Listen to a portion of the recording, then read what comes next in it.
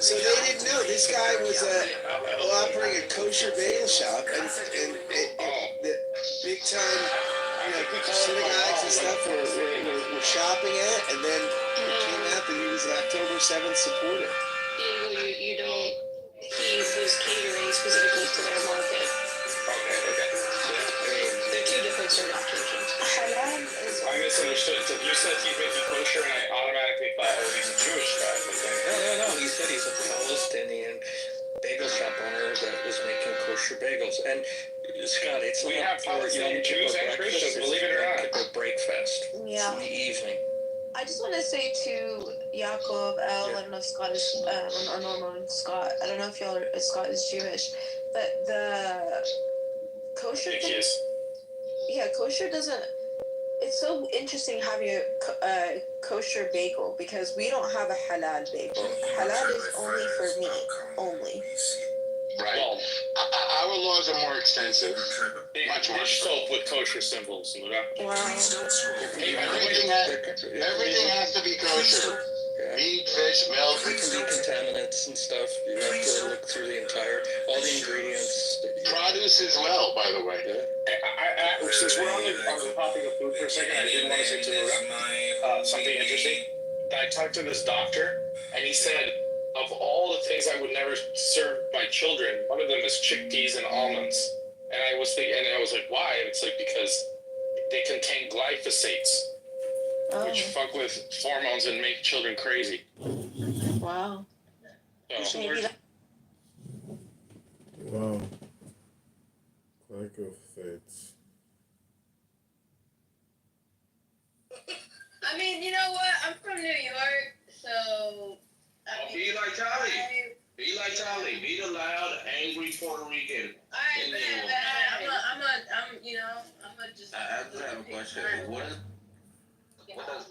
Welcome back to Nathan's Clown Collection of low IQ dumb people who talk about nothing every day of the week, 50 hours a day, 7 days a week, 30 days a month, never ending stupidity. Nathan's brain is a pile of fucking dog shit. He once was married, now he's got nothing. He's still having useless conversations, never did a productive thing in 3 fucking years. It's pathetic. You are pathetic, Dr. Nathan. Pathetic. So anyway, it makes me uncomfortable. I don't like it. I express that I don't like it. I understand that other people are fine with it, but it's that environmental stuff, you know? Yeah. Being in an environment that seems normal, and then it seems weird that I'm the one who doesn't like it, so I'm the bitch. In other words,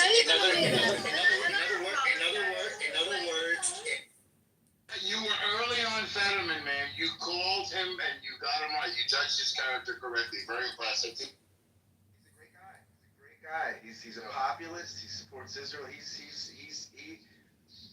I'm a huge fan. But you called it before anybody. Because he was mayor of that little town. What's the name of that? Braddock, Pennsylvania. I knew about it for years. Yeah, he was great. Braddock, Pennsylvania, man. So what's the latest Jewish conspiracy theory on your mind, Dr. Diego and Princessia?